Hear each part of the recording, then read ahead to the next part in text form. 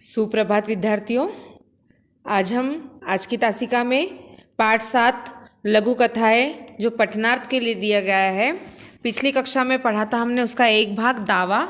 आज दूसरी लघु कथा पढ़ेंगे हम, नीम का पेड़। इसके पहले हम आज का सुविचार देखते हैं। आज का सुविचार: गलतियां जीवन का एक हिस्सा है, पर इन्हें स्वीकार करने का साहस बहुत कम लोगों में होता है। देखो, मनुष्य एक ऐसा प्राणी है कि जिसमें दुख सुख हर भाव को समझने के लिए हृदय है, मन है। इसीलिए स्वाभाविक रूप से ऐसा हो सकता है कि कई बार गलतियां भी हो और होती है। ऐसा कोई मनुष्य नहीं है कि जिससे एक भी गलती जीवन में नहीं हुई है या कोई गलती वो करता नहीं है।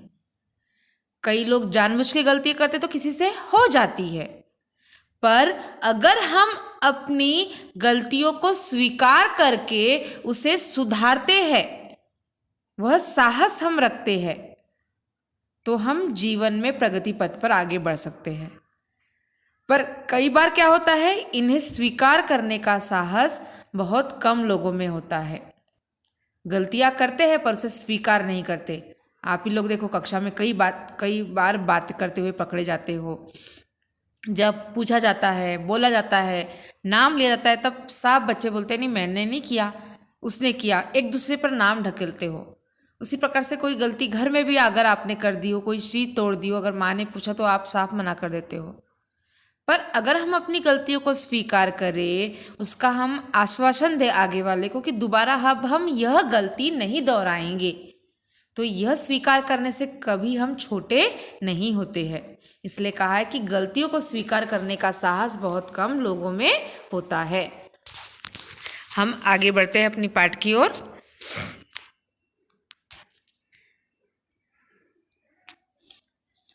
नीम का पेड़।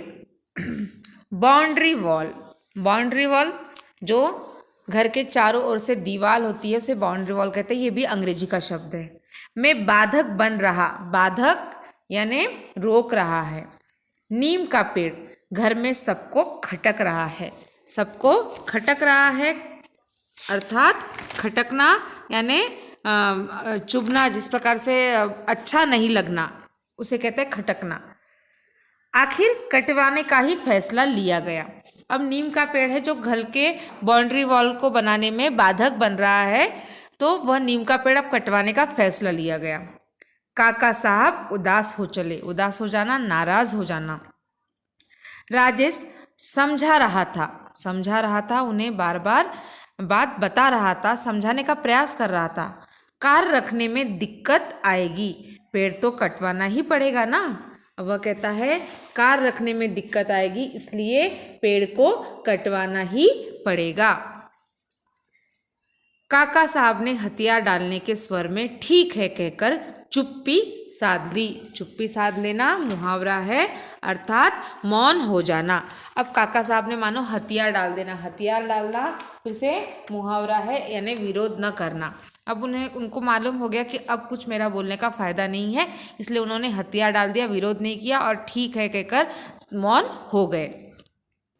हमेशा अपना रोब प्रभाव जताने वाले काका साहब की चुप्पी राजेश को कुछ खल रही थी। राजेश को अच्छा नहीं लग रहा था कि जो हमेशा अपना प्रभाव दिखाते हैं, रोब झाड़ते हैं सब पर, आज इतने इससे कैसे क्या उन्होंने हाँ कह दिया है।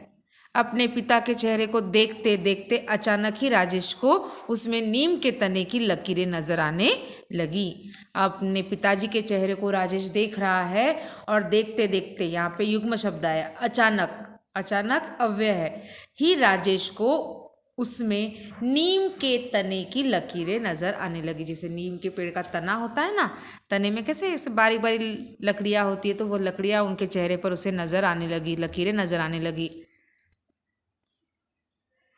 Happy father's day. 7 साल के प्रतीक की आवाज़ ने उसके विचारों को विराम दिया।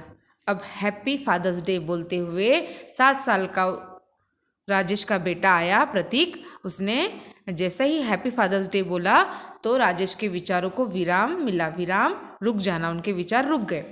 पापा आज फादर्स डे है और मैं आपके लिए ये गिफ्ट लाया हूँ।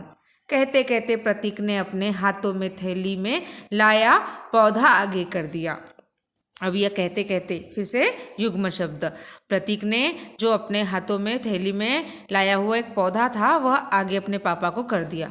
पापा इसे वहाँ लगाइएगा जहाँ इसे कोई काटे नहीं। और अपने पापा को कहता है कि पापा इसे उस स्थान पर लगाना कि जहाँ पर इसे कोई काटे ना।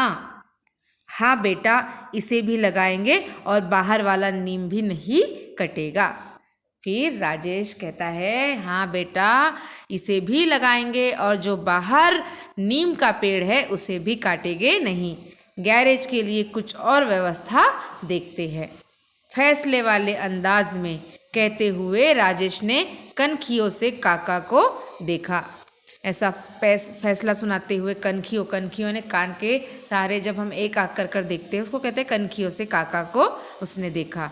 बाहर सर्र से हवा चली और बूढ़ा नीम मानो नए जोश में झूमकर लहरा उठा।